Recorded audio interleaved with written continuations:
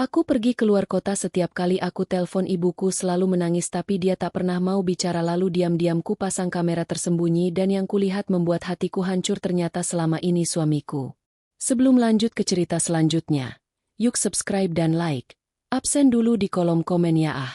Aroma nasi goreng kampung yang khas, dengan semerbak terasi dan bawang goreng yang baru diangkat dari wajan, menyelinap lembut ke bawah pintu kamar Arini. Itu adalah alarm paginya yang paling ia sukai. Sebuah penanda bahwa hari akan dimulai dengan kehangatan dan cinta. Sambil meregangkan tubuh, ia tersenyum. Di usianya yang sudah kepala tiga, dengan posisi sebagai manajer proyek di sebuah perusahaan konstruksi ternama, ia masih merasa seperti anak perempuan kecil setiap kali ibunya, Lastri, memasak sarapan untuknya. Keluar dari kamar, pemandangan di ruang makan semakin menyempurnakan paginya.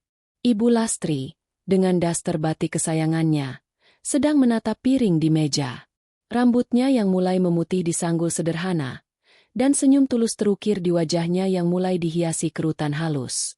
Di sebelahnya, Bagas, suaminya, berdiri sambil memegang dua cangkir kopi panas. Pagi, sayang, kopi spesial, hitam pekat tanpa gula, untuk manajer proyek andalanku yang otaknya harus terus berputar. Sapa Bagas dengan senyum lebar yang selalu berhasil meluluhkan hati Arini. Ia memberikan satu cangkir pada Arini dan mengecup keningnya singkat. Dan satu lagi untuk bidadari rumah ini, lanjut Bagas, menyerahkan cangkir kedua pada Ibu Lastri. Kopi susu hangat, Bu. Biar hari ini makin manis. Ibu Lastri tertawa kecil. Tawa renyah yang terdengar seperti musik di telinga Arini. Kamu ini, gas, bisa saja. Terima kasih, ya. Arini duduk di kursinya, menghirup dalam-dalam aroma kopi dan nasi goreng yang berpadu. Hatinya membengkak oleh rasa syukur. Tuhan begitu baik padanya. Ia memiliki karir yang cemerlang, seorang ibu yang merupakan sumber kekuatannya, dan seorang suami yang begitu sempurna. Bagas bukan hanya mencintainya, tetapi juga menyayangi dan menghormati ibunya seperti ibunya sendiri. Sejak ayahnya meninggal 3 tahun lalu dan ibunya pindah untuk tinggal bersama mereka, Bagas tidak pernah sekalipun menunjukkan sikap keberatan. Justru, ialah yang paling bersemangat, mengatakan bahwa rumah akan semakin ramai dan penuh berkah dengan kehadiran seorang ibu. Nasi goreng ibu memang juara. Calon menantu lain di luar sana pasti iri setengah mati sama saya. Puji Bagas sambil menyendok nasi goreng ke piringnya, lalu ke piring Arini dan ibu mertuanya. Ah, yang penting kalian suka, balas Ibu Lastri. Matanya berbinar bahagia melihat keakraban mereka. Sarapan pagi itu berjalan seperti biasa, diisi dengan obrolan ringan dan tawa. Bagas menceritakan lelucon tentang klien di kantornya. Arini menimpali dengan kisah tentang mandor proyeknya yang galak, dan Ibu Lastri mendengarkan dengan saksama, sesekali tertawa atau memberikan nasihat singkat.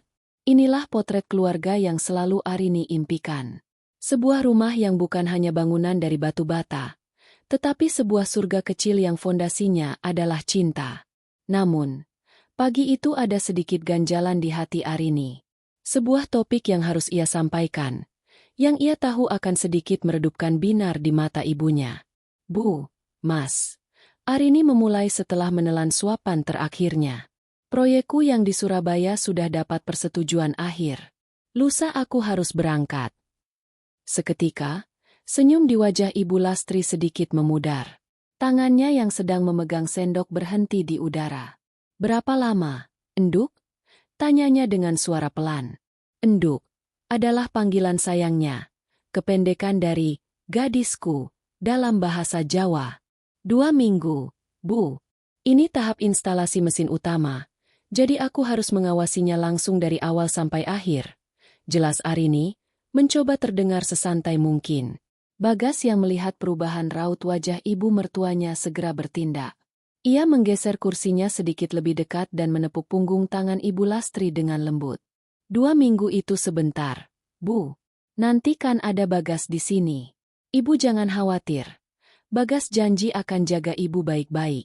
Anggap saja Bagas ini anak laki-laki ibu sendiri.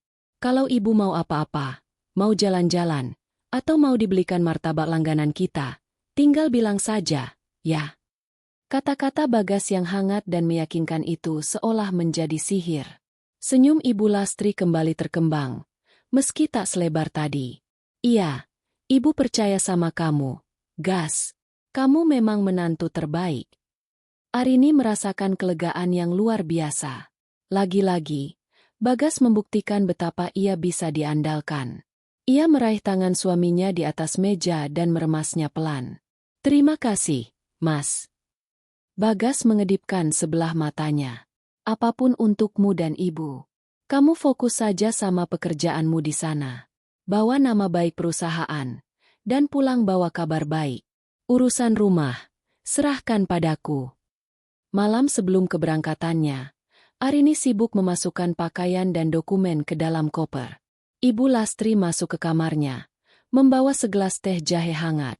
Beliau duduk di tepi ranjang, membantunya melipat beberapa blus kerja dengan gerakan tangan yang cekatan dan penuh kasih. 2 minggu itu lama juga ya, Enduk. Ulang ibunya, kali ini dengan nada yang lebih sendu. Ruangan yang hanya diterangi lampu tidur membuat suasana terasa lebih intim.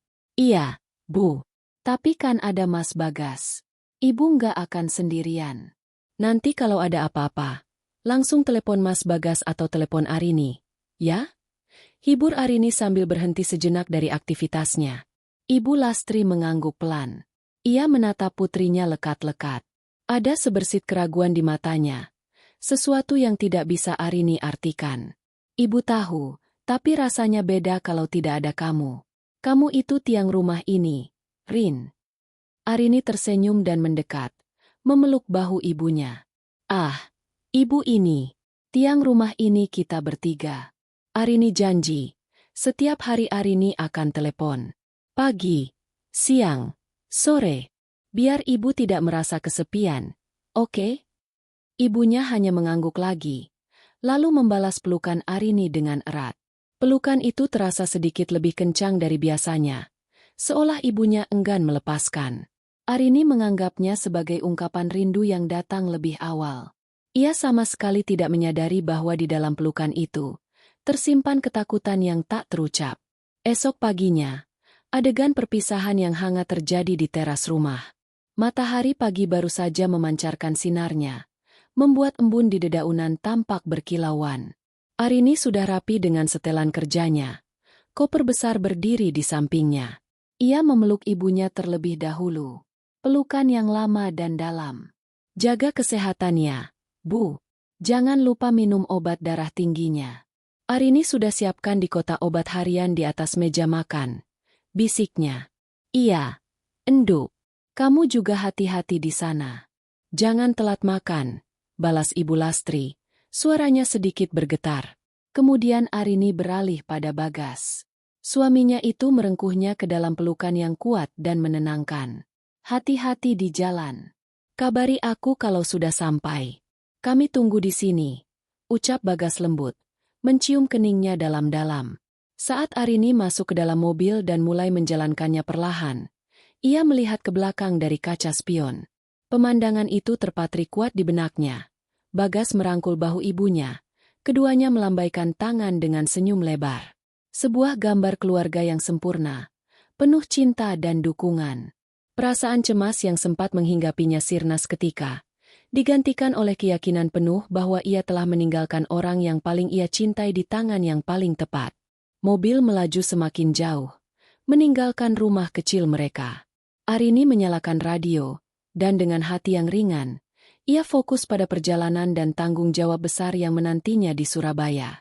Ia tidak tahu bahwa senyum dan tawa yang ia tinggalkan pagi itu hanyalah sebuah fasad indah dari sebuah panggung sandiwara. Tirai kebahagiaan itu akan segera terkoyak, satu demi satu, oleh isak tangis di ujung telepon. 3 hari pertama di Surabaya berlalu dalam pusaran kesibukan yang padat. Arini meleburkan dirinya dalam pekerjaan. Rapat dengan kontraktor, inspeksi lapangan di bawah terik matahari, hingga memeriksa tumpukan gambar teknis yang seolah tak ada habisnya. Proyek ini sangat penting, sebuah pencapaian besar dalam karirnya, dan ia bertekad untuk memberikan yang terbaik. Namun, di sela-sela kesibukannya, di sudut hatinya yang paling dalam, selalu ada ruang untuk rumah. Bayangan senyum ibunya dan pelukan hangat Bagas menjadi bahan bakar yang membuatnya terus bersemangat. Setiap malam, ia dan Bagas bertukar pesan singkat.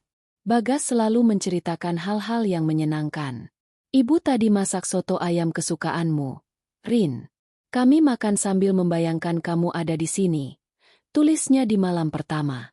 Hari ini aku ajak ibu jalan-jalan sore ke taman kompleks. Ibu kelihatannya senang sekali. Lapornya di hari kedua. Pesan-pesan itu bagaikan oase di tengah padatnya jadwal Arini. Menenangkannya dan meyakinkannya bahwa semua baik-baik saja. Pada hari keempat, Arini berhasil menyelesaikan rapat penting lebih cepat dari jadwal. Ia kembali ke kamar hotelnya saat senja baru saja mulai mewarnai langit Surabaya dengan semburat jingga. Rasa lelah yang menggigit tulangnya seolah luruh seketika oleh kerinduan yang memuncak. Ia ingin mendengar suara mereka. Bukan hanya membaca ketikan di layar ponsel. Dengan senyum terkembang, ia menekan nomor telepon rumah. Nada sambung berbunyi 2 kali sebelum diangkat. Halo, selamat sore. Suara Bagas yang ceria dan penuh energi langsung menyapanya. Hati Arini menghangat seketika. Sore, Mas. Lagi apa? Tanya Arini sambil merebahkan diri di tempat tidur. Sayang. Baru saja mau aku telepon. Ini lagi di teras sama ibu. Minum teh.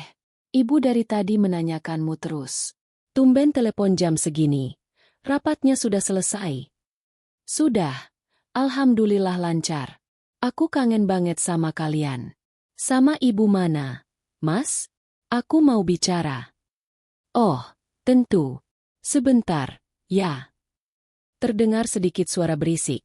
Lalu suara Bagas yang sedikit menjauh. Bu, ini Arini telepon. Arini menunggu dengan tidak sabar.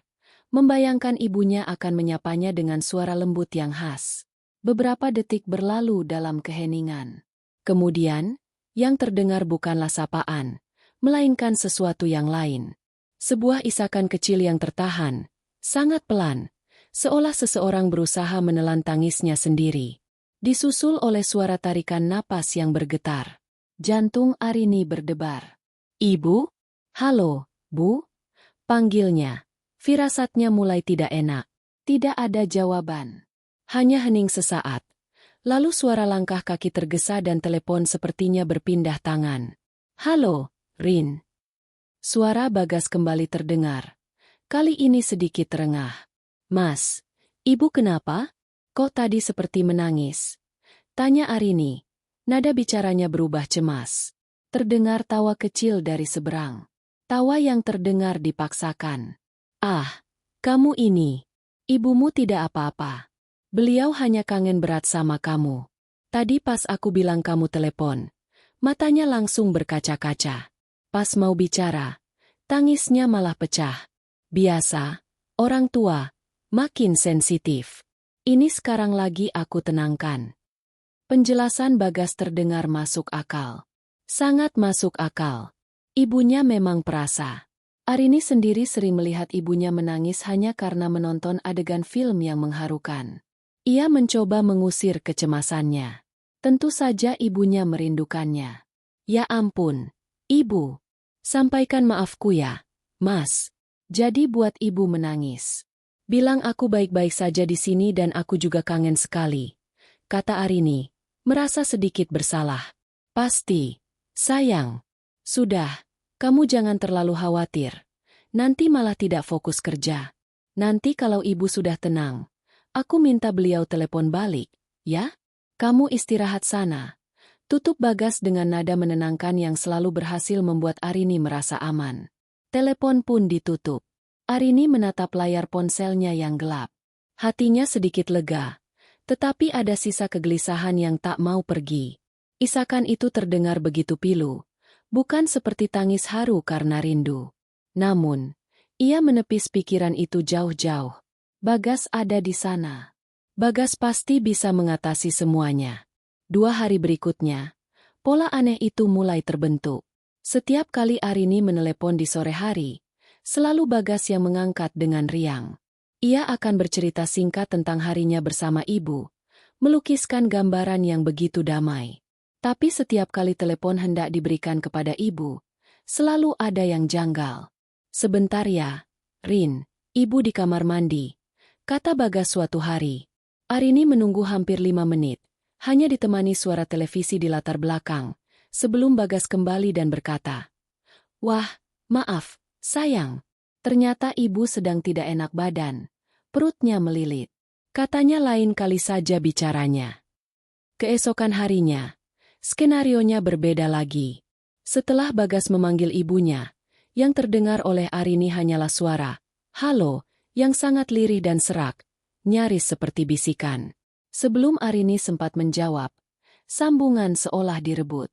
"Rin, maaf, ibu suaranya habis. Tadi siang kebanyakan makan gorengan." Jelas Bagas dengan cepat. "Sudah ibu minum air hangat, tapi masih serak. Takutnya kamu khawatir kalau dengar suaranya seperti ini."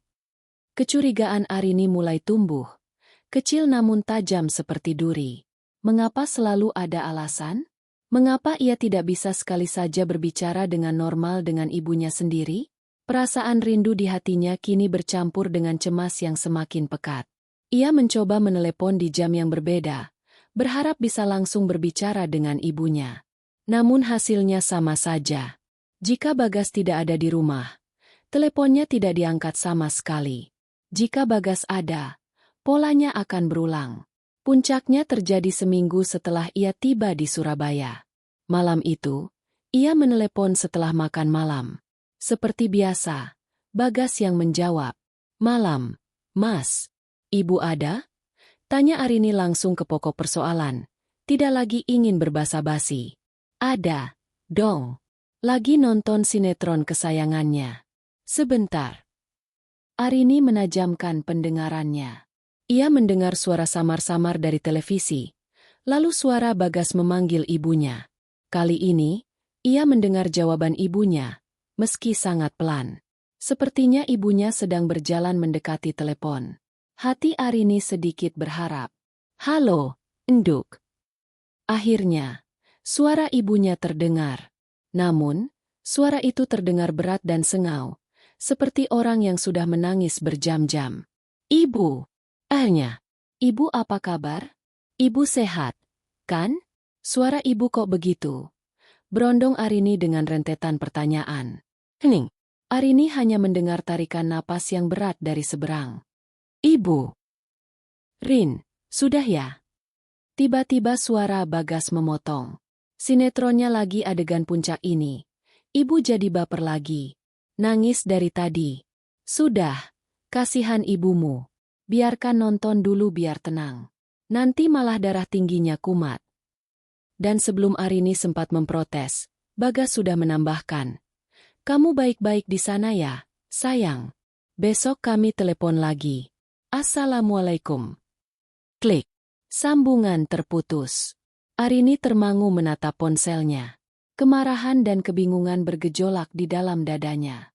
Sinetron? Alasan itu terasa begitu tipis, begitu dibuat-buat. Ini sudah lebih dari sekadar rindu atau sensitivitas orang tua. Ada sesuatu yang salah. Sangat salah. Suara ibunya yang syarat akan kepedihan itu terus terngiang di telinganya. Itu bukan suara tangis karena cerita fiksi di televisi. Itu adalah suara keputusasaan. Malam itu, Arini tidak bisa tidur. Kamar hotel yang mewah dan nyaman terasa seperti penjara yang dingin. Ia memutar ulang semua percakapan teleponnya.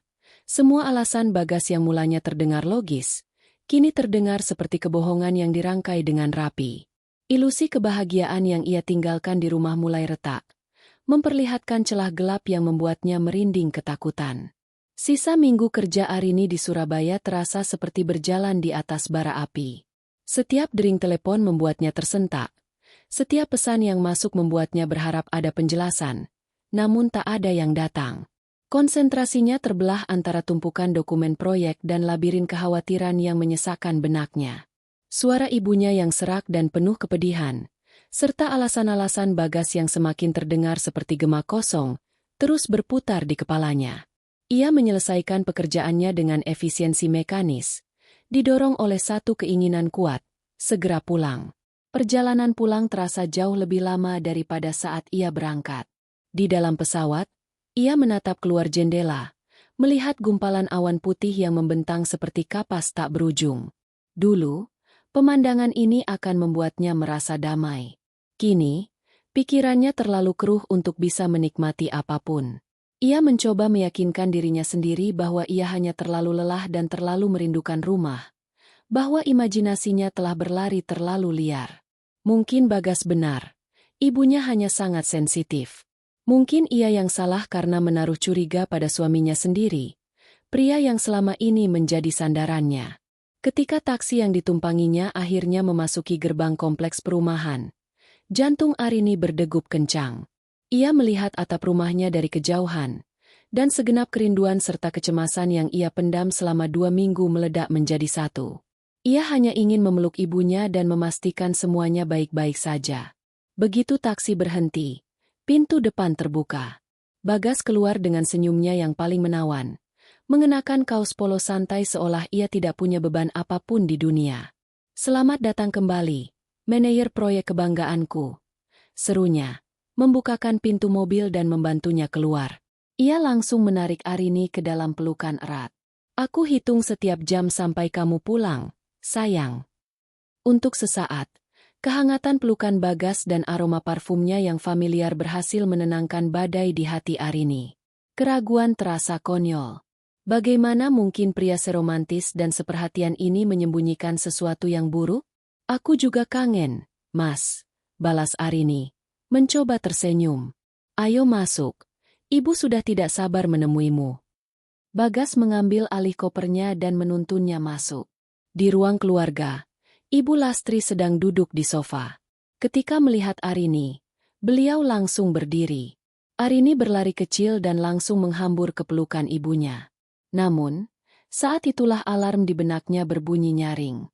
Pelukan ibunya terasa berbeda.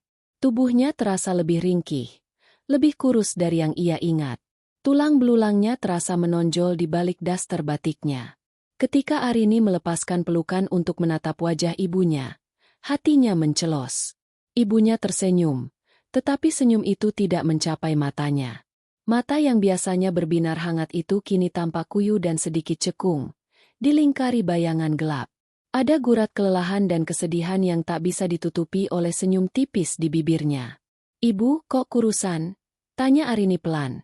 Tangannya mengelus pipi ibunya yang terasa lebih tirus. Sebelum Ibu Lastri sempat menjawab, Bagas sudah menimpali dengan tawa renyah. "Ah, perasaanmu saja, Rin. Kamu kan tahu, ibu itu kalau sudah kangen sama kamu makannya jadi sedikit. Tapi tenang saja, selama kamu pergi, semua menu favorit ibu sudah aku masakan." "Benar kan, Bu?" Bagas menoleh ke arah ibu mertuanya. Tatapannya seolah memberi perintah. Ibu Lastri mengangguk cepat. "Iya, Enduk. Bagas baik sekali, selalu memperhatikan makan ibu." Suasana rumah terasa ganjil. Biasanya, kepulangannya akan disambut dengan celoteh riang ibunya, bertanya tentang pekerjaannya, tentang oleh-oleh, tentang semua hal. Kini, ibunya lebih banyak diam. Selama mereka minum teh di sore hari, Bagas yang mendominasi percakapan, menceritakan semua hal lucu yang terjadi selama Arini pergi. Ibu Lastri hanya duduk di sana, sesekali mengangguk atau tersenyum singkat. Tatapannya seringkali kosong dan menerawang keluar jendela. Malam harinya, saat makan malam, keanehan itu semakin terasa. Arini memperhatikan piring ibunya. Bagas memang mengambilkan nasi dan lauk untuk mereka semua, tapi porsi di piring ibunya sangat sedikit, nyaris seperti porsi makan anak kecil. Ketika Arini hendak menambahkan sepotong ayam ke piring ibunya, Bagas dengan sigap menahan tangannya. "Sudah cukup, Rin. Nanti lambung ibu kaget. Belakangan ini nafsu makan ibu memang sedang menurun." Kata dokter itu biasa untuk seusia beliau, katanya dengan nada seorang ahli. Arini menatap ibunya, mencari konfirmasi.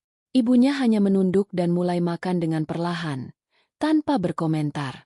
Arini juga memperhatikan bagaimana ibunya tampak sedikit tersentak setiap kali Bagas berbicara dengan nada yang sedikit lebih keras dari biasanya, bahkan ketika pria itu hanya sedang tertawa.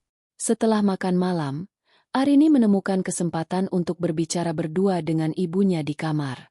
Ia menutup pintu pelan-pelan. Ibu Lastri sedang melipat mukena di atas tempat tidur. "Bu," panggil Arini lembut sambil duduk di sampingnya. "Jujur sama Arini. Apa ada yang terjadi selama Arini pergi?" Ibu kelihatan beda. Ibu Lastri berhenti dari kegiatannya. Tangannya yang keriput berhenti bergerak. Untuk sesaat, Arini melihat kilatan ketakutan di matanya sebelum dengan cepat disembunyikan. Beliau menggelengkan kepalanya.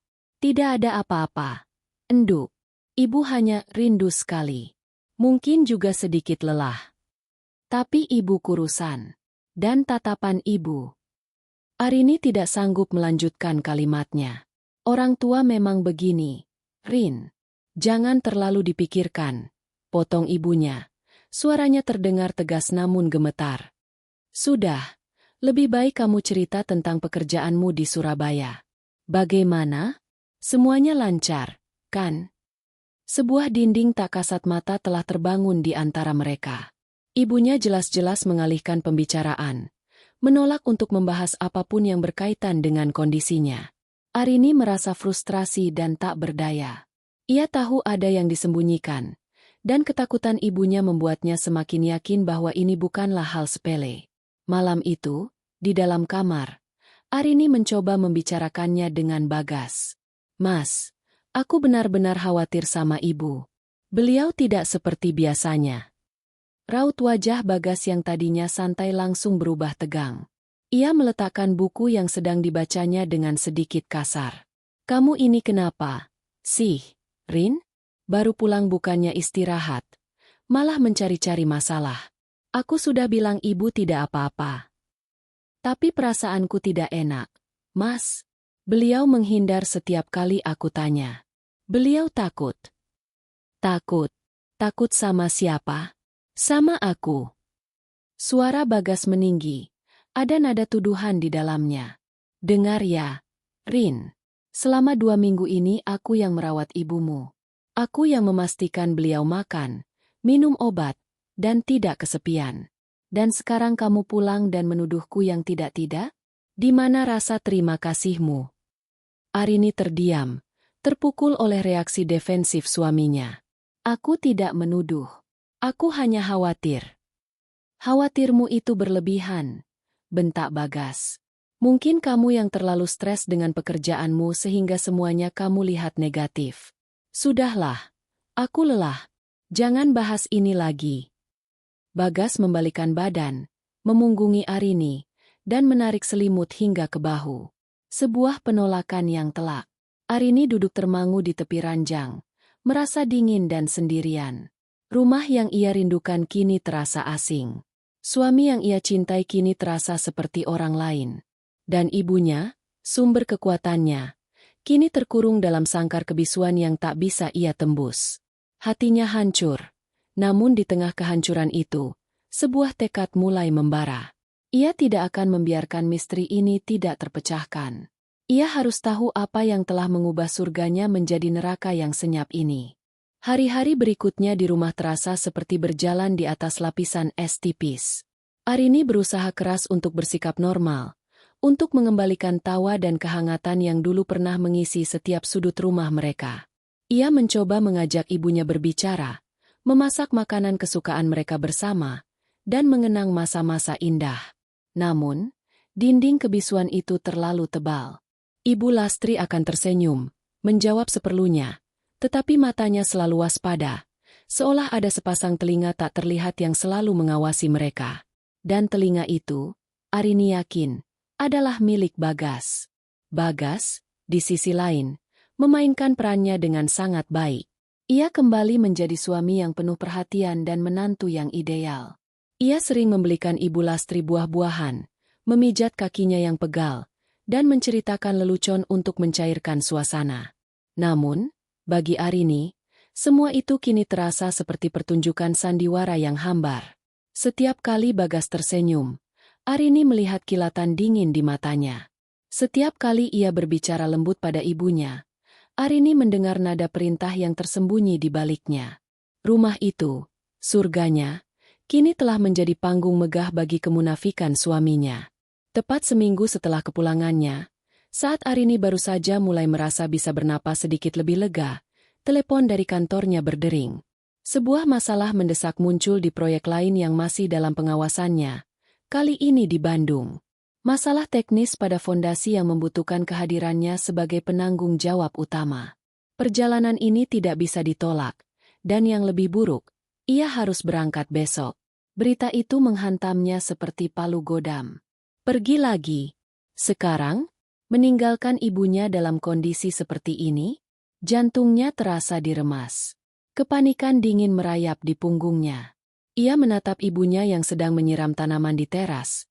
Punggungnya yang sedikit membungkuk tampak begitu rapuh. Lalu ia menatap Bagas yang sedang membaca koran di ruang tengah. Tampak begitu tenang dan tak terusik. Bagaimana ia bisa meninggalkan domba yang terluka bersama serigala berbulu domba? Hanya 3 hari, kok, sayang, kata Bagas ketika Arini memberitahunya. Nadanya terdengar begitu ringan. Bandung kan dekat. Kamu selesaikan urusanmu, lalu cepat pulang. Jangan khawatir.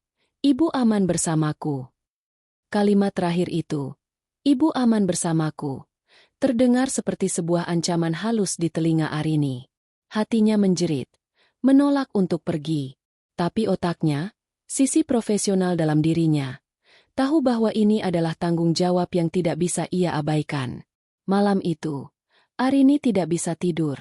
Ia berbaring di samping Bagas, mendengarkan deru napas suaminya yang teratur, dan merasa lebih sendirian dari kapanpun dalam hidupnya. Ia buntu. Ia merasa terperangkap. Di tengah kegelisahan itu, saat ia tanpa tujuan menelusuri internet di ponselnya, sebuah iklan pop-up muncul di layarnya. Awasi rumah Anda dari mana saja. Kamera pengintai mini, tersembunyi dalam jam digital. Arini tertegun. Sebuah ide gila, nekat, dan terasa sangat salah mulai terbentuk di benaknya. Memata-matai keluarganya sendiri? Memasang kamera tersembunyi di rumahnya sendiri? Sebagian dari dirinya memberontak. Merasa ini adalah sebuah pelanggaran privasi yang mengerikan. Sebuah tanda ketidakpercayaan yang akan merusak segalanya. Tapi sebagian dirinya yang lain, bagian yang didominasi oleh insting seorang anak yang ingin melindungi ibunya, berteriak bahwa ini adalah satu-satunya jalan. Ia tidak bisa bertanya, karena ibunya terlalu takut untuk menjawab. Ia tidak bisa mengkonfrontasi Bagas, karena pria itu terlalu pandai bersilat lidah. Ia butuh mata dan telinga di rumah saat ia tidak ada. Ia butuh kebenaran. Keesokan paginya, dengan alasan harus membeli beberapa perlengkapan untuk perjalanan, Arini pergi ke sebuah pusat perbelanjaan elektronik. Jantungnya berdebar kencang saat ia masuk ke sebuah toko mata-mata kecil yang tersembunyi di sudut lantai dasar. Ia merasa seperti seorang kriminal. Saya cari jam digital, katanya pelan pada penjaga toko, yang ada fitur tambahan. Penjaga toko itu, seorang pria parubaya yang mengerti isyarat, tersenyum tipis dan menunjukkan sebuah jam digital kecil berwarna hitam. Bentuknya modern dan minimalis, sama sekali tidak mencurigakan. Lensa tersembunyi di sini, katanya sambil menunjuk sebuah titik kecil di angka 6. Terhubung langsung ke aplikasi di ponsel. Kualitas gambar HD, ada sensor gerak dan audio. Tidak akan ada yang tahu. Arini membelinya tanpa berpikir 2 kali. Sepanjang perjalanan pulang, kotak kecil berisi jam itu terasa membakar di dalam tasnya. Rasa bersalah berperang dengan tekadnya. Ia merasa kotor, tetapi juga merasa kuat. Ini harus dilakukan. Tantangan berikutnya adalah memasangnya tanpa ketahuan. Ia harus menunggu momen yang tepat. Kesempatan itu datang sore harinya ketika Bagas pamit untuk pergi ke gym dan ibunya sedang tidur siang di kamarnya. Waktu Arini hanya 1 jam. Dengan tangan sedikit gemetar, ia membuka kotak itu di kamarnya. Ia membaca instruksi dengan cepat, mengunduh aplikasi yang diperlukan, dan menyambungkan kamera itu ke jaringan Wi-Fi rumah. Prosesnya ternyata lebih mudah dari yang ia bayangkan. Kini bagian tersulit, menempatkannya. Ia membawa jam digital itu ke ruang keluarga. Matanya menyapu seluruh ruangan, mencari tempat yang sempurna. Tempat di mana ibunya biasa menghabiskan waktu, Tempat yang bisa menangkap seluruh interaksi tanpa terhalang apapun, dan yang paling penting, tempat yang tidak akan menarik perhatian. Pilihannya jatuh pada sebuah rak buku tinggi di sudut ruangan. Di antara tumpukan buku-buku tebal dan beberapa pajangan keramik, jam digital itu akan terlihat seperti hiasan biasa. Dengan hati-hati, ia memanjat sebuah kursi kecil. Tangannya berkeringat saat ia menempatkan jam itu di antara sebuah ensiklopedia tebal dan sebuah vas bunga kering. Ia menggesernya sedikit, mengatur sudutnya agar bisa menangkap area sofa dan meja kopi dengan sempurna. Setelah selesai, ia turun dan berjalan ke sisi lain ruangan, mencoba melihat dari sudut pandang Bagas. Sempurna. Jam itu sama sekali tidak menonjol. Ia kembali ke kamarnya dan membuka aplikasi di ponselnya. Dalam sekejap, gambar ruang keluarganya yang sunyi muncul di layar dengan sangat jernih. Ia bahkan bisa mendengar suara detak jam dinding. Jantungnya berdegup kencang karena campuran antara ngeri dan lega. Rencananya berhasil. Ketika Bagas pulang 1 jam kemudian, Arini sudah selesai berkemas dan sedang duduk minum teh di teras, berusaha terlihat setenang mungkin. Saat keberangkatannya tiba, perpisahan kali ini terasa sangat berbeda. Ketika Bagas memeluknya dan berbisik, "Hati-hati, ya, cepat pulang." Arini membalas pelukan itu, tetapi matanya menatap lurus ke arah ruang keluarga, ke arah rak buku di sudut ruangan. "Tentu, Mas. Jaga ibu baik-baik untukku." Balasnya. Ada makna ganda dalam kalimatnya. Sebuah peringatan yang hanya ia sendiri yang tahu. Saat mobilnya melaju meninggalkan rumah, ia tidak lagi merasakan kesedihan atau keraguan. Yang ada hanyalah ketegangan yang membuncah dan sebuah kepastian yang dingin. 3 hari ke depan, ia tidak akan hanya bekerja. Ia akan menjadi seorang pengamat. Seorang saksi bisu yang akan mengintip di balik tirai sandiwara keluarganya. Dan ia tahu, apapun yang akan ia lihat, hidupnya tidak akan pernah sama lagi. Perjalanan darat menuju Bandung terasa menyiksa. Arini duduk di kursi penumpang mobil kantor. Matanya menatap kosong ke jalan tol yang ramai. Namun pikirannya berada ratusan kilometer jauhnya, di ruang keluarga rumahnya. Setiap mobil yang menyalip, setiap pemandangan yang berlalu, gagal menarik perhatiannya. Fokusnya terkunci pada layar ponsel di pangkuannya, pada aplikasi yang menampilkan gambar statis ruang keluarganya. Ia sengaja tidak membukanya selama perjalanan. Takut jika ia melihat sesuatu yang mengganggu, ia tidak akan bisa berkonsentrasi pada pekerjaannya. Namun, godaan itu begitu besar, seperti sebuah bisikan gelap yang terus memanggilnya. Setibanya di hotel, Arini bahkan tidak sempat membuka kopernya. Setelah menerima kunci dan masuk ke dalam kamar, ia langsung mengunci pintu, menarik tirai jendela hingga tertutup rapat, dan duduk di tepi tempat tidur. Jantungnya berdebar begitu kencang hingga ia bisa merasakannya di tenggorokannya. Dengan napas tertahan dan tangan yang sedikit gemetar, ia membuka aplikasi kamera pengintai itu. Layar ponselnya berkedip sejenak sebelum menampilkan siaran langsung dari rumah. Kualitas gambarnya sangat jernih. Ia melihat ruang keluarganya dengan begitu detail. Sofa empuk tempat ia dan Bagas biasa bersantai, meja kopi dengan vas bunga kering, dan rak buku di sudut tempat. Jam digital, itu bertengger. Semuanya tampak normal, damai, dan sunyi. Saat itu sore hari, dan ibunya sedang duduk di sofa, menonton televisi. Beliau tampak sendirian. Arini memperbesar gambar, mencoba mengamati ekspresi wajah ibunya. Wajah itu tampak tenang, tetapi ada kekosongan di matanya saat menatap layar televisi. Seolah raganya ada di sana, tetapi jiwanya melayang di tempat lain. Arini menunggu, menatap tanpa berkedip. Setiap detik terasa seperti 1 menit. Tak lama kemudian, pintu depan terbuka dan Bagas masuk. Ia mengenakan pakaian olahraga, sepertinya baru pulang dari gym, persis seperti skenario saat Arini memasang kamera. "Sore, Bu," sapanya dengan nada ringan. Ia berjalan ke dapur, lalu kembali dengan segelas air. "Sudah minum obat, Bu?" tanya Bagas sambil duduk di sofa yang berbeda. Matanya terpaku pada ponselnya.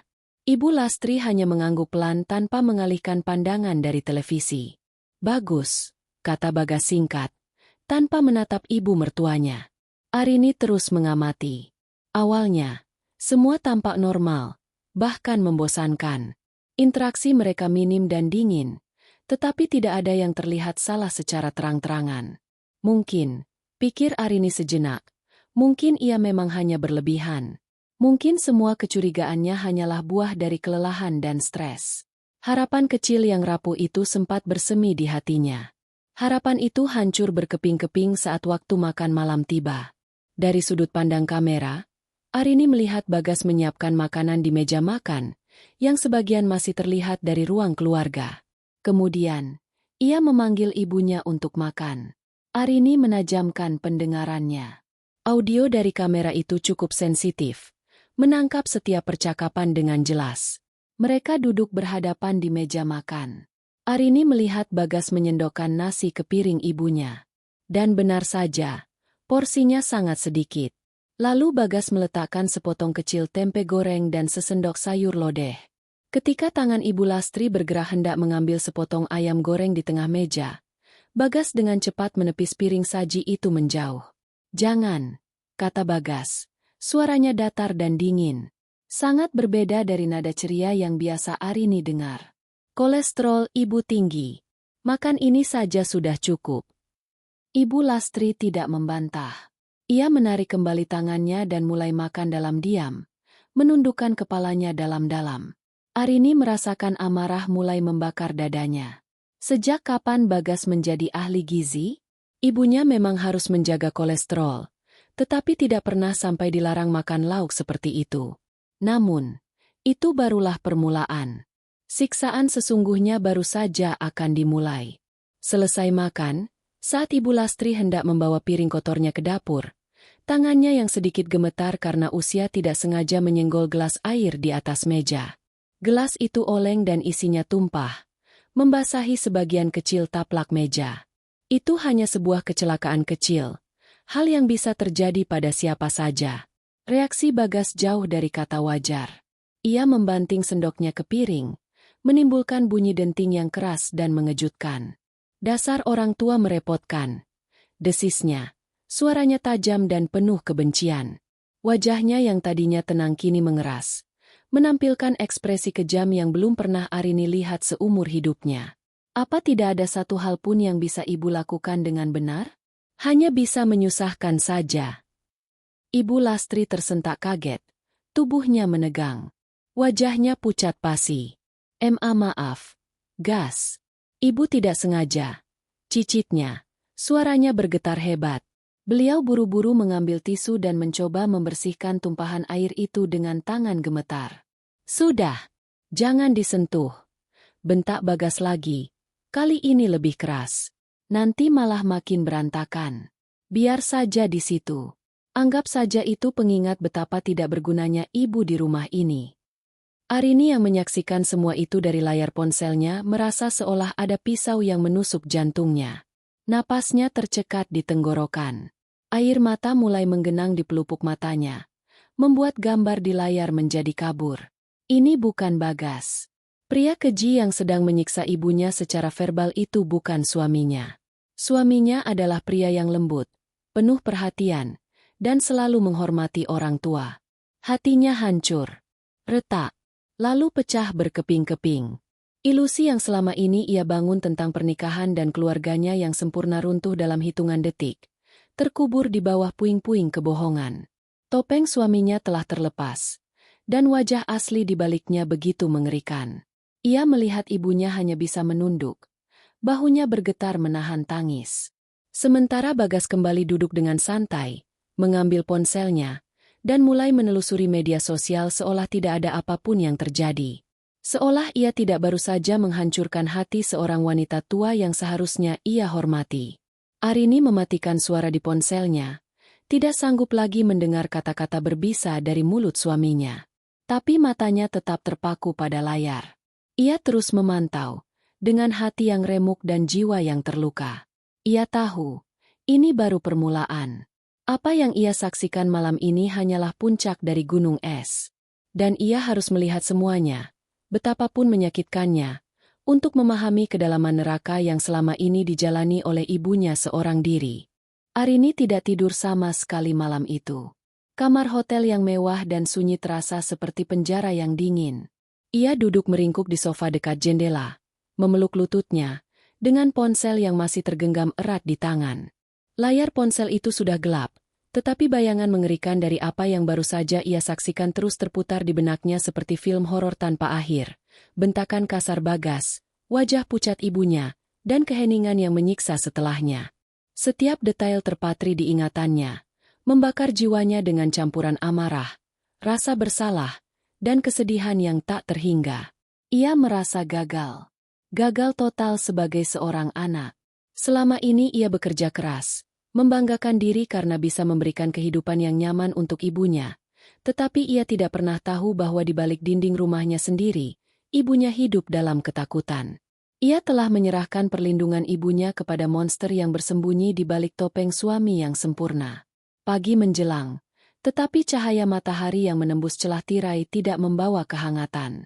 Hari itu Arini memiliki jadwal pertemuan penting dengan tim proyek di Bandung, tetapi pikirannya sama sekali tidak bisa fokus. Ia mandi dan bersiap-siap seperti robot. Gerakannya mekanis dan kosong. Saat sarapan bersama timnya, ia hanya mengaduk-aduk makanannya, tersenyum tipis saat diajak bicara, tetapi di dalam, ia sedang berteriak. Ia harus tahu kelanjutannya. Ia harus melihat apa lagi yang disembunyikan di rumah itu. Segera setelah pertemuan selesai, dengan alasan sakit kepala, Arini kembali ke kamar hotelnya. Ia mengabaikan panggilan tak terjawab dari rekan kerjanya. Dunianya kini telah menyempit menjadi layar kecil di tangannya. Dengan jantung yang kembali berdebar cemas, ia membuka aplikasi itu lagi.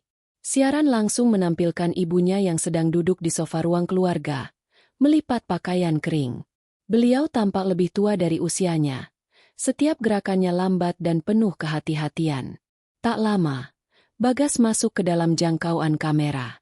Ia baru saja selesai menelepon, dan wajahnya tampak serius. Ia tidak lagi mengenakan topeng keramahannya. "Bu," panggil Bagas. Suaranya datar.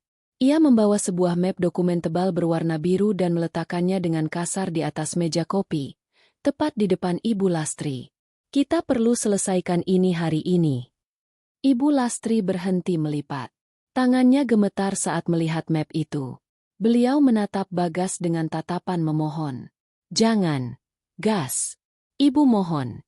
Itu satu-satunya peninggalan bapakmu." Hati Arini serasa berhenti berdetak. "Peninggalan bapak? Apa maksudnya?" Bagas tertawa sinis. Sebuah tawa dingin yang membuat bulu kuduk Arini berdiri. "Peninggalan bapak? Ayolah, Bu.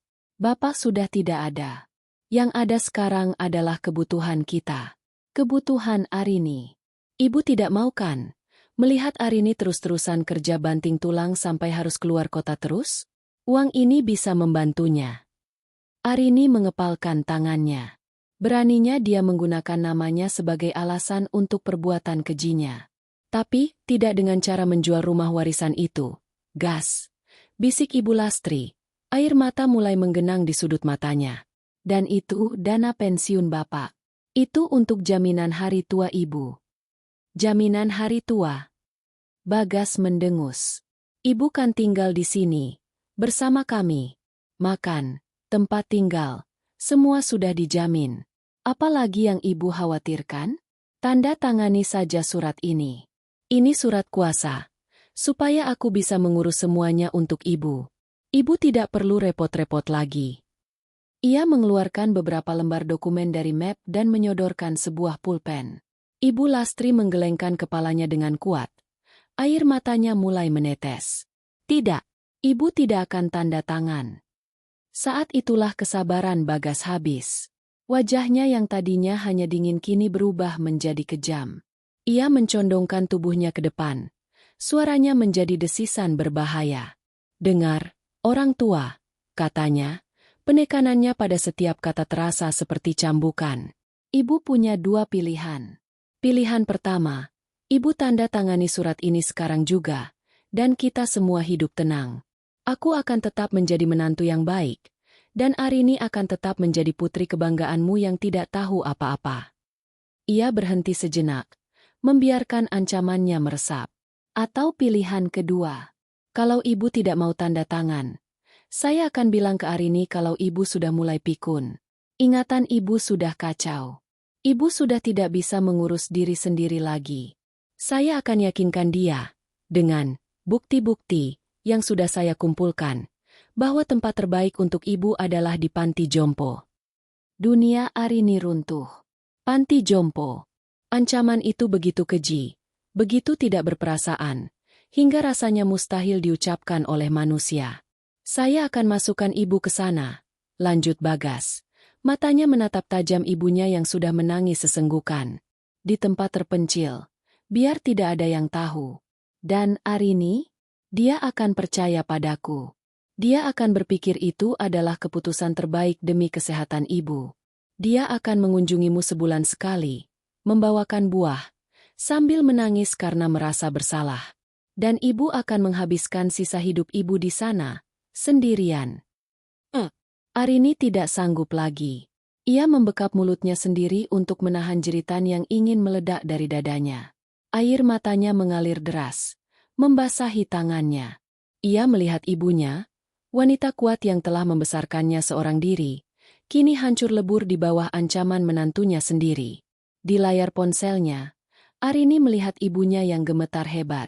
Dalam isak tangis yang memilukan, dengan tangan yang seolah tak bertenaga, Ibu Lastri mengambil pulpen itu. Arini berusaha melihat dokumen apa yang ada di depannya. Meskipun gambarnya sedikit kabur karena tangisan ibunya, ia bisa mengenali kop surat dari sebuah bank dan logo kantor notaris. Surat kuasa penjualan. Surat kuasa pencairan dana. Semuanya menjadi jelas. Teka-teki itu akhirnya terpecahkan dengan cara yang paling brutal. Tangisan ibunya di telepon bukan karena rindu. Itu adalah tangisan seorang tawanan yang putus asa. Tubuhnya yang kurus bukan karena nafsu makan menurun, tapi karena tekanan batin yang menggerogotinya dari dalam. Ketakutannya bukan karena ia sensitif, tapi karena ia hidup di bawah ancaman tiran. Selama ini, saat Arini sibuk mengejar karir di luar kota, suaminya, pria yang ia percayai dengan seluruh hidupnya, secara sistematis menyiksa ibunya secara mental, memerasnya, dan mencoba merampas semua yang tersisa dari peninggalan ayahnya. Hati Arini tidak lagi hancur. Hatinya telah menjadi debu. Perasaan cinta dan hormat yang pernah ia miliki untuk Bagas menguap seketika, digantikan oleh kebencian murni yang begitu pekat hingga terasa pahit di lidahnya. Ponsel itu terlepas dari genggaman Arini, jatuh ke karpet tebal kamar hotel tanpa suara. Namun, di dalam kepalanya, keheningan itu pecah oleh jeritan yang memekakan telinga. Ia membekap mulutnya dengan kedua tangan, berusaha menahan suara tangis yang mengancam akan meledak menjadi raungan keputusasaan. Tubuhnya gemetar hebat, tak terkendali. Rasa dingin yang menusuk menjalari seluruh tubuhnya, seolah ia baru saja disiram air es, membekukan darah di pembuluhnya dan menghentikan detak jantungnya untuk sesaat. Di layar ponsel yang tergeletak di lantai, adegan bisu itu terus berlanjut. Ibunya, dengan bahu yang lunglai karena kalah, menyerahkan kembali pulpen itu kepada Bagas. Dan Bagas, pria itu, mengambil dokumen-dokumen yang sudah ditandatangani itu dengan senyum kemenangan yang tipis dan penuh kepuasan. Senyum seorang predator yang baru saja berhasil melumpuhkan mangsanya. Arini tidak sanggup melihatnya lagi. Dengan gerakan kaku seperti robot, ia meraih kembali ponselnya. Jarinya yang gemetar kesulitan menekan tombol, tetapi akhirnya ia berhasil mematikan siaran langsung itu. Layar menjadi gelap, namun citra mengerikan itu sudah terpatri selamanya di retinanya. Rasa sakit di hatinya begitu nyata, begitu fisik, seolah seseorang telah merobek dadanya dan meremas organ-organnya. Cinta yang pernah ia rasakan untuk Bagas, cinta yang begitu dalam hingga ia rela mengorbankan waktunya bersama sang ibu, kini telah mati. Dalam sekejap, perasaan itu berubah menjadi abu, dan dari abu itu lahir sesuatu yang lain, kebencian. Kebencian yang murni, dingin, dan tajam. Rasa bersalah kemudian datang menghantamnya seperti gelombang pasang. "Maafkan Arini, Bu. Maafkan Arini." Bisiknya berulang kali ke ruangan yang kosong. Air matanya kini mengalir tanpa henti. Ia merasa menjadi anak yang paling tidak berguna di dunia. Ia membiarkan ibunya disiksa di bawah atap rumahnya sendiri, sementara ia sibuk mengejar pengakuan dan jabatan di luar sana. Setiap pujian dari atasannya, setiap bonus yang ia terima, kini terasa seperti hinaan. Namun, di tengah badai emosi yang berkecamuk itu, sebuah pikiran jernih berhasil menembus kekacauan. Oke, rekaman itu. Itu adalah satu-satunya senjatanya. Dengan cepat, ia membuka galeri aplikasi. Video dari hari sebelumnya dan hari ini tersimpan di sana. Dengan tangan yang masih gemetar, ia menekan tombol "Simpan", mengunduh file-file video itu langsung ke memori internal ponselnya. Belum cukup, ia mengunggahnya ke layanan penyimpanan cloud pribadinya, membuat salinan cadangan yang aman. Ia tidak akan membiarkan Bagas punya celah sedikit pun untuk mengelak. Ia akan memastikan pria itu membayar setiap air mata yang diteteskan oleh ibunya. Setelah bukti itu aman, gelombang kesedihan berganti menjadi gelombang amarah yang membara. Arini bukan lagi korban yang menangis. Ia adalah seorang anak yang terluka, dan di dalam dirinya, seekor singa betina telah terbangun. Tidak ada lagi keraguan. Tidak ada lagi pertanyaan. Yang ada hanyalah satu tujuan, pulang. Tanpa berpikir dua kali, ia membuka aplikasi perjalanan. Ia tidak peduli lagi dengan proyek di Bandung. Rapat, laporan, tanggung jawab pekerjaan, semua itu lenyap dari benaknya, menjadi tidak berarti. Jarinya dengan cepat mencari tiket kereta tercepat atau penerbangan paling pagi untuk kembali ke Jakarta. Ia menemukan jadwal kereta eksekutif paling pagi, pukul 5 subuh. Tanpa ragu, ia langsung memesan dan membayarnya. Selanjutnya, ia mengirim pesan singkat kepada atasannya. "Pak, mohon maaf. Terjadi keadaan darurat keluarga yang sangat mendesak. Saya harus segera kembali ke Jakarta besok pagi. Semua data dan laporan awal sudah saya kirimkan ke email tim. Saya akan hubungi Bapak lagi setelah situasi terkendali." Pesannya singkat, tegas, dan tidak memberikan ruang untuk negosiasi. Pekerjaan selesai. Kini tinggal menunggu fajar. Arini mulai berkemas, memasukkan kembali pakaiannya ke dalam koper dengan gerakan cepat dan efisien. Setiap helai pakaian yang ia lipat seolah memberinya kekuatan. Setiap resleting yang ia tarik seolah mengunci tekadnya. Wanita yang berkemas untuk pulang ini bukanlah wanita yang sama dengan yang datang kemarin. Wanita ini dipenuhi oleh amarah yang membeku dan tekad yang membaja. Tepat saat ia selesai berkemas, ponselnya berdering. Nama, Mas Bagas, tertera di layar. Jantung Arini berdebar kencang, bukan karena cinta atau rindu, melainkan karena gejolak kebencian. Ia menatap nama itu selama beberapa detik. Nama yang dulu selalu membuatnya tersenyum, kini terasa seperti racun di matanya. Ia menarik napas dalam-dalam, mengendalikan emosinya, dan menekan tombol jawab. Ia harus terdengar normal. Ia tidak boleh membocorkan rencananya. "Halo, sayang." Suara Bagas terdengar di seberang. Suara yang sama. Suara yang manis dan penuh perhatian. Suara palsu. Mendengarnya kini membuat perut Arini mual. "Gimana kerjaanmu? Lancar? Kok dari tadi di telepon gak diangkat?" Arini berjalan ke arah jendela dan menatap lampu kota Bandung di kejauhan. "Lancar, Mas," jawabnya. Suaranya terdengar asing di telinganya sendiri. Datar, dingin, dan tanpa emosi. Keheningan sejenak di seberang. Bagas sepertinya merasakan perubahan itu. "Kamu nggak apa-apa? Suaramu kok aneh?" "Aku nggak apa-apa. Cuma capek," dalih Arini. "Mas, aku mau kasih tahu, proyek di sini selesai lebih cepat dari perkiraan. Aku akan pulang besok." "Besok?" Suara Bagas terdengar terkejut. "Besok kapan? Biar aku jemput." "Nggak usah," potong Arini cepat. "Aku naik kereta pagi. Nanti dari stasiun aku naik taksi saja. Kamu di rumah saja sama ibu." Kalimat terakhir itu ia ucapkan dengan penekanan. Sebuah peringatan tersembunyi yang ia tahu tidak akan ditangkap oleh Bagas. "Oh, ya sudah kalau begitu. Syukurlah kalau cepat pulang. Aku sama ibu kangen banget." kata Bagas, kembali ke nada manisnya yang biasa. Arini merasakan gelombang kemuakan. Iya, sudah dulu ya, Mas. Aku mau istirahat.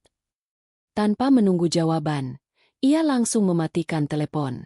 Ia bersandar di jendela yang dingin, membiarkan rasa dingin itu menjalar ke kulitnya, menenangkan api amarah di dalam dirinya. Malam itu akan menjadi malam terpanjang dalam hidupnya. Ia tidak akan tidur. Ia akan menunggu, merencanakan setiap kata yang akan ia ucapkan, setiap gerakan yang akan ia lakukan. Badai sedang menuju rumahnya, dan ia sendiri yang akan menjadi pusat badai itu. Bagas tidak akan pernah tahu apa yang akan menimpanya. Perjalanan kereta api dari Bandung ke Jakarta di waktu subuh seharusnya terasa menenangkan.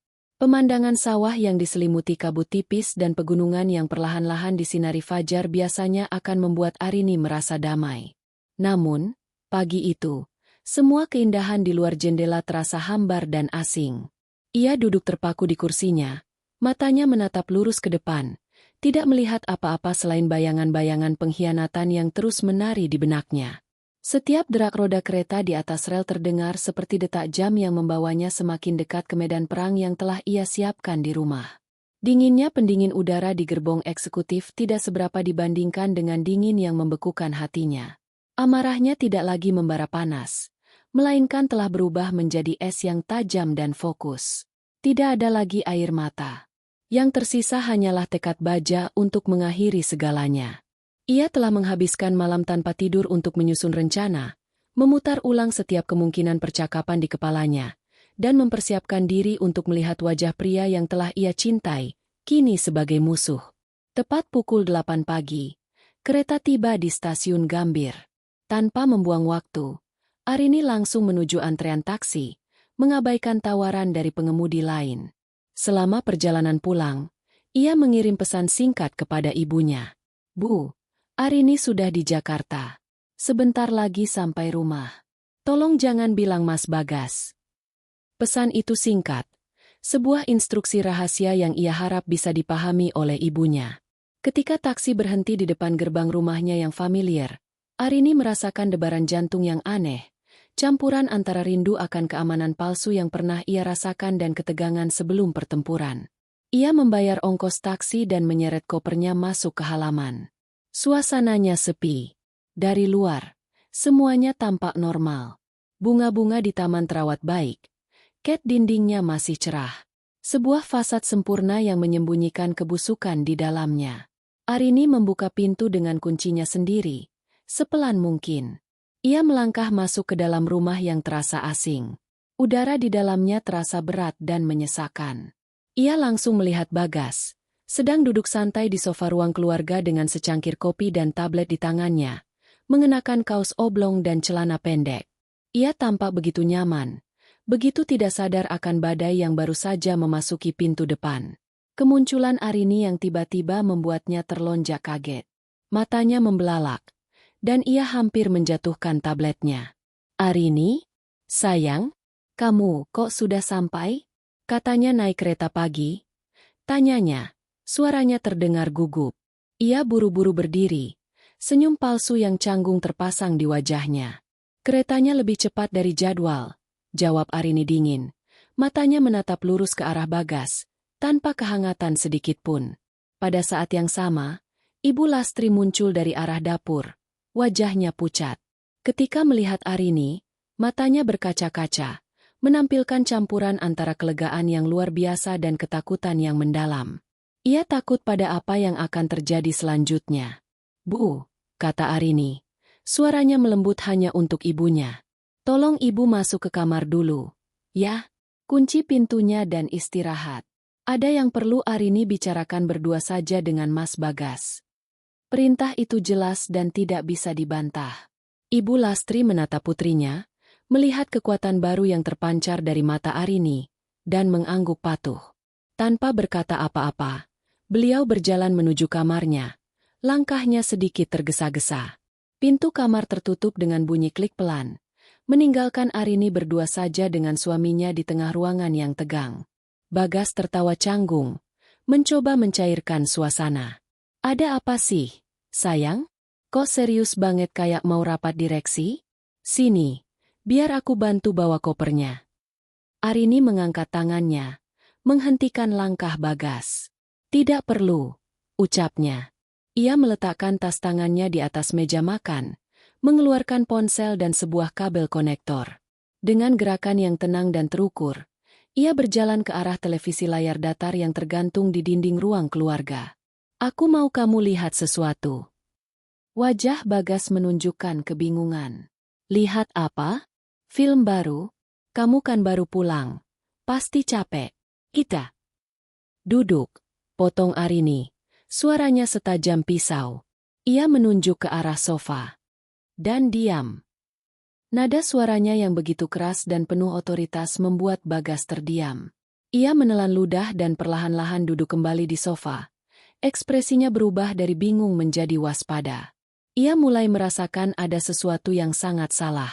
Dengan tangan yang mantap, Arini menyambungkan ponselnya ke televisi. Layar besar itu menyala, menampilkan galeri video di ponsel Arini.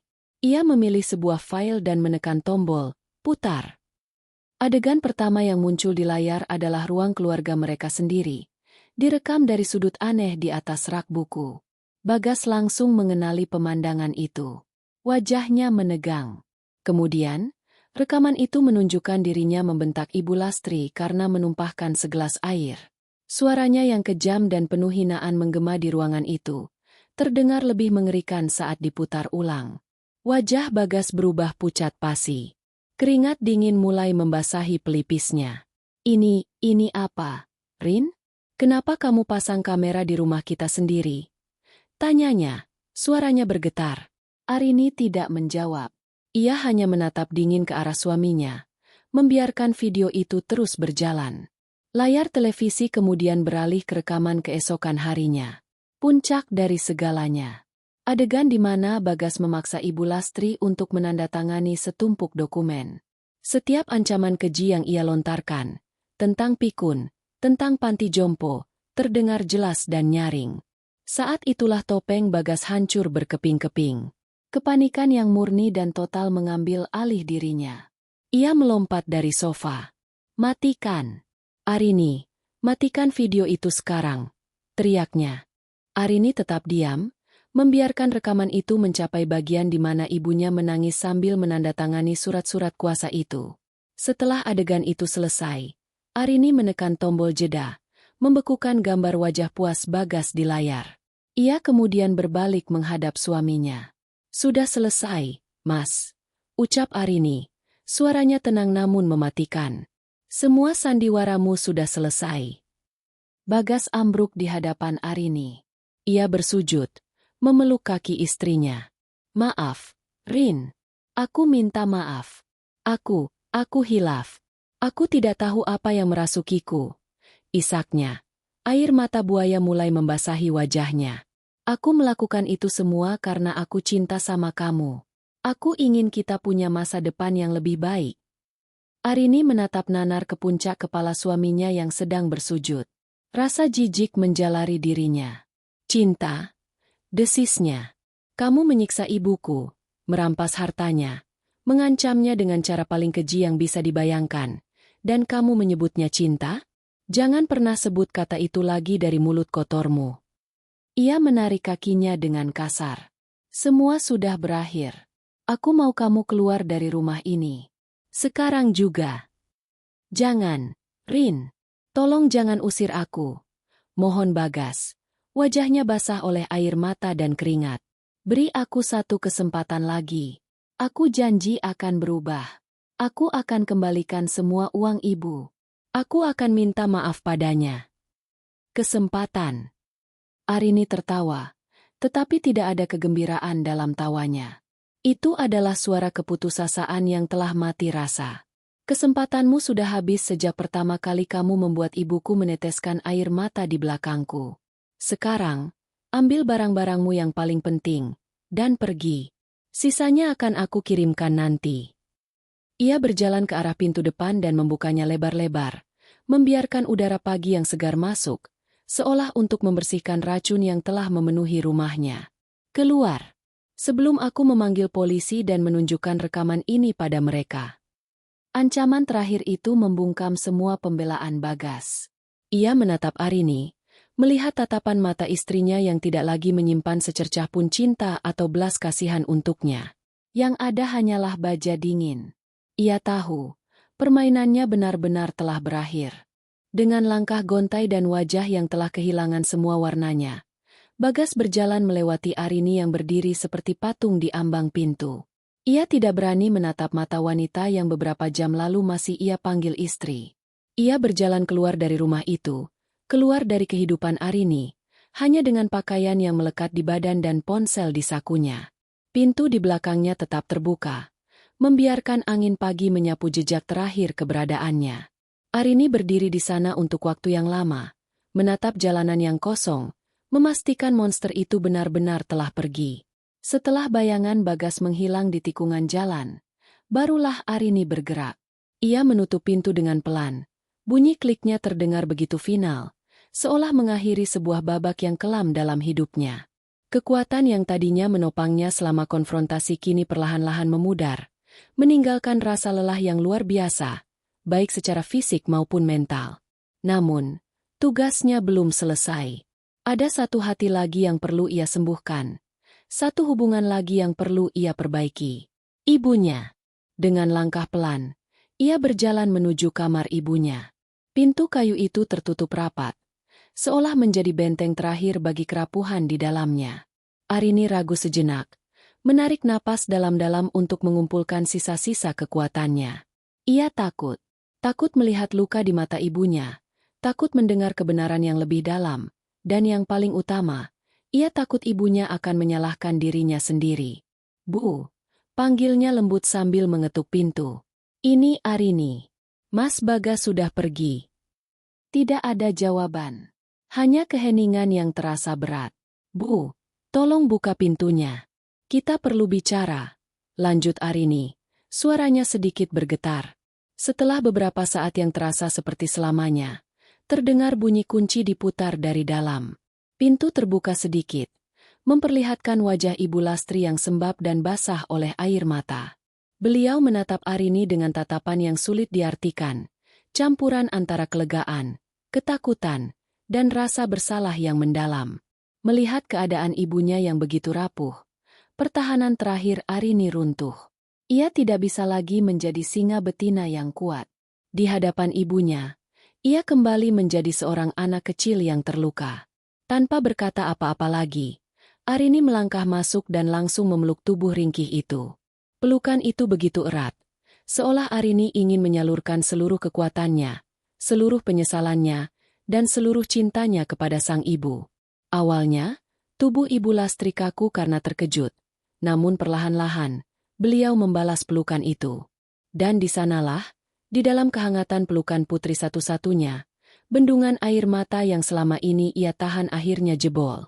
Ibu Lastri menangis sesenggukan di bahu Arini, sebuah tangisan yang begitu pilu dan menyayat hati.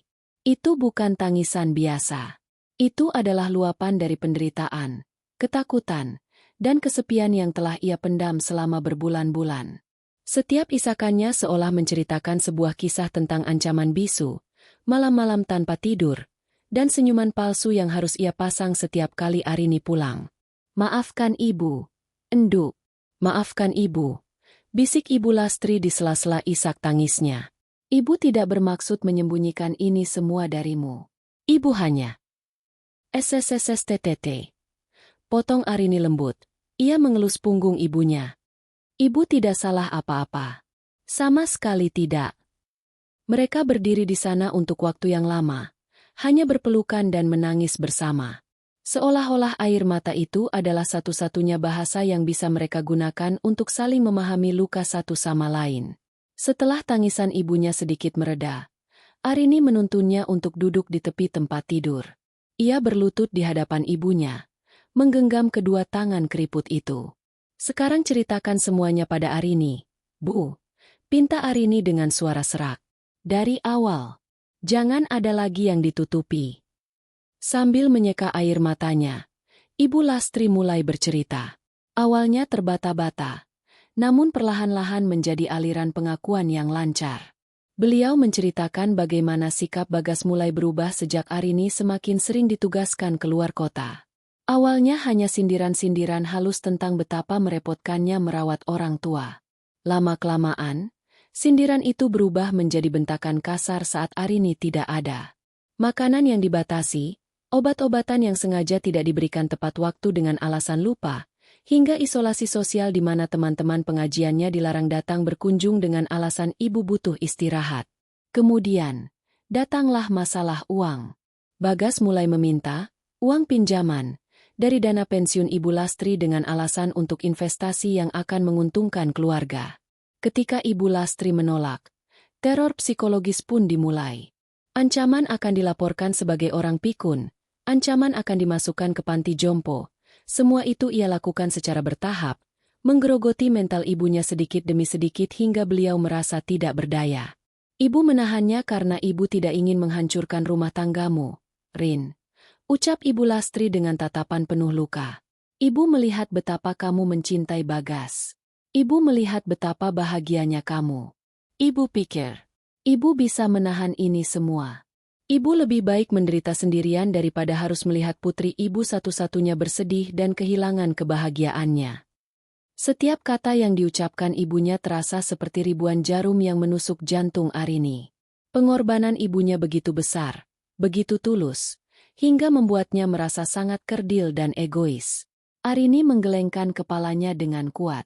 Tidak, Bu. Kebahagiaan Arini itu palsu. Itu semua hanya ilusi yang dibangun di atas penderitaan ibu. Seharusnya Arini sadar lebih awal. Seharusnya Arini lebih peka. Ia menundukkan kepalanya, meletakkan dahi di atas tangan ibunya yang tergenggam. Maafkan Arini, Bu. Maafkan Arini karena sudah lalai.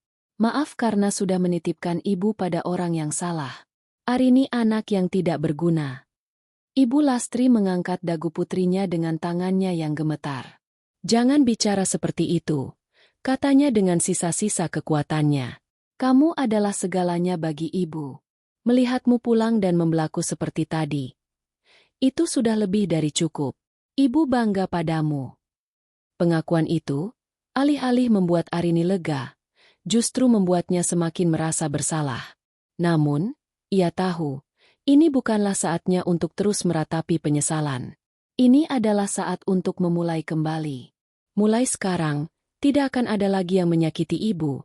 Janji Arini. Matanya menatap lurus ke mata ibunya, penuh dengan tekad yang baru. Arini akan selalu ada di sini. Arini akan menjaga ibu. Kita akan memulai hidup baru, Bu. Hanya kita berdua. Kita akan bahagia, benar-benar bahagia, tanpa ada lagi air mata di ujung telepon. Pelukan itu kembali terjalin, bukan lagi pelukan yang dipenuhi tangis kesedihan, melainkan pelukan yang penuh dengan janji, kekuatan, dan harapan akan fajar yang baru. Di dalam kamar yang sunyi itu, ikatan antara ibu dan anak yang sempat direnggangkan oleh kebohongan dan pengkhianatan, kini terjalin kembali, lebih kuat dari sebelumnya. Beberapa bulan berlalu sejak hari yang menghancurkan sekaligus membebaskan itu. Musim telah berganti, seolah alam pun turut serta dalam membersihkan sisa-sisa badai yang pernah menerpa rumah kecil itu. Kehidupan Arini dan Ibu Lastri tidak serta-merta kembali normal, karena normal yang dulu mereka kenal adalah sebuah kebohongan. Sebaliknya, mereka membangun sebuah kenormalan yang baru, di atas fondasi kejujuran, kasih sayang, dan ketenangan yang sesungguhnya. Langkah pertama Arini setelah mengusir Bagas adalah menghubungi seorang pengacara yang direkomendasikan temannya. Dengan bukti rekaman video yang tak terbantahkan, proses hukum berjalan lebih lancar dari yang ia bayangkan. Gugatan cerai ia layangkan bersamaan dengan laporan pidana atas tuduhan penipuan dan kekerasan psikologis terhadap lansia. Arini tidak menginginkan apapun dari Bagas selain perpisahan yang sah dan keadilan untuk ibunya. Ia menolak semua upaya mediasi dan permohonan maaf yang coba disampaikan keluarga Bagas. Baginya, pintu itu telah tertutup dan terkunci selamanya. Selama proses itu, Arini menjadi perisai bagi ibunya. Ia memastikan Ibu Lastri tidak perlu menghadiri sidang atau berurusan dengan pihak berwenang. Ia ingin ibunya fokus pada pemulihan. Perlahan tapi pasti, perubahan mulai terlihat. Ibu Lastri yang tadinya selalu menunduk dan berbicara dengan suara lirih, kini mulai berani menatap mata lawan bicaranya. Beliau mulai kembali merawat taman bunga di halaman depan, sesuatu yang sudah lama ia tinggalkan. Tawa kecilnya mulai terdengar lagi saat menonton acara komedi di televisi, sebuah suara yang begitu dirindukan oleh Arini. Teman-teman pengajiannya pun mulai kembali berkunjung, mengisi rumah dengan obrolan hangat dan doa-doa, mengusir aura dingin yang ditinggalkan oleh Bagas. Arini sendiri mengambil keputusan besar dalam hidupnya. Seminggu setelah konfrontasi itu, ia mengajukan surat pengunduran diri dari pekerjaannya. Proyek ambisius, target penjualan, dan perjalanan dinas yang dulu menjadi sumber kebanggaannya, kini terasa hampa. Ia sadar telah menukar waktu yang tak ternilai bersama ibunya demi pengakuan profesional yang fana. Dengan sisa tabungannya, ia memulai sebuah usaha kecil dari rumah, menjadi konsultan pemasaran digital untuk usaha-usaha lokal. Pekerjaan itu tidak memberinya gaji sebesar dulu, tapi memberinya sesuatu yang jauh lebih berharga, waktu dan kendali atas hidupnya sendiri. Rumah itu sendiri ikut bertransformasi. Arini dan ibunya mengecat ulang dinding ruang keluarga dengan warna krem yang hangat, mengganti sofa abu-abu gelap tempat Bagas biasa duduk dengan sofa berwarna cerah yang lebih nyaman. Foto pernikahan Arini dan Bagas yang dulu terpajang megah, kini telah diturunkan dan diganti dengan foto Arini dan kedua orang tuanya saat ia masih kecil, sebuah pengingat akan cinta yang murni dan tanpa syarat. Setiap sudut rumah yang dulu menyimpan kenangan buruk, mereka ubah menjadi sumber kebahagiaan baru. Suatu sore yang cerah, beberapa bulan kemudian, Arini dan Ibu Lastri duduk bersama di teras belakang yang menghadap ke taman bunga yang kini kembali semarak. Di atas meja kecil di antara mereka, tersaji 2 cangkir teh melati hangat dan sepiring pisang goreng buatan Ibu Lastri. Udara terasa sejuk, dan langit diwarnai semburat jingga oleh matahari yang akan terbenam. Bunga mawarnya mekar lagi, enduk, kata Ibu Lastri sambil tersenyum, menunjuk ke arah rumpun mawar merah yang paling rimbun. Sudah lama sekali tidak semerah ini. Arini mengikuti arah pandang ibunya dan ikut tersenyum. Itu karena sekarang dirawat setiap hari sama tangan ahlinya, jawab Arini, melirik ibunya dengan tatapan penuh kasih. Tangan ibu memang ajaib. Ibu Lastri tertawa kecil. Wajahnya terlihat jauh lebih segar. Kerutan di sekitar matanya kini lebih sering terbentuk karena senyuman, bukan karena tangisan. Kamu juga hebat, Rin. Ibu tidak pernah menyangka, di usia segini masih bisa merasakan ketenangan seperti ini lagi. Arini meraih tangan ibunya dan menggenggamnya erat. Justru Arini yang beruntung, Bu. Diberi kesempatan kedua untuk menebus semua kelalaian Arini. Keheningan yang nyaman menyelimuti mereka. Keheningan yang tidak lagi terasa canggung atau menakutkan, melainkan penuh dengan pemahaman dan kedamaian. Tiba-tiba, ponsel Arini yang tergeletak di meja berdering. Itu adalah panggilan dari salah satu klien barunya. Arini menatap layar ponsel itu, lalu menatap ibunya dan tersenyum. Ia menjawab panggilan itu dengan suara yang ceria dan profesional. Selamat sore, Bu Rina. Iya, betul. Konsep desainnya sudah saya kirimkan via email tadi pagi. Bagaimana menurut Ibu? Ibu Lastri memandangi putrinya yang sedang berbicara di telepon. Arini tampak begitu berbeda. Ia lebih santai, lebih banyak tersenyum, dan ada cahaya baru di matanya. Tidak ada lagi ketegangan di pundaknya. Tidak ada lagi kecemasan di suaranya. Panggilan telepon itu bukan lagi sumber kekhawatiran, melainkan bagian dari kehidupan baru mereka yang normal dan sehat. Setelah menutup telepon, Arini kembali menatap ibunya. Klien baru, Bu. Kelihatannya cocok. Katanya riang. Mereka kembali menikmati teh mereka, membiarkan senja perlahan turun. Adegan sore itu begitu sederhana, namun bagi mereka, itu adalah puncak kebahagiaan. Tidak ada lagi air mata di ujung telepon. Yang ada hanyalah tawa tulus dan kebahagiaan yang nyata. Arini memandang wajah ibunya yang disinari cahaya keemasan matahari terbenam. Ia sadar, harta terbesarnya bukanlah karir yang cemerlang atau suami yang tampak sempurna, melainkan senyuman damai di wajah wanita yang paling berharga dalam hidupnya. Dan untuk senyuman itu, ia rela melepaskan segalanya.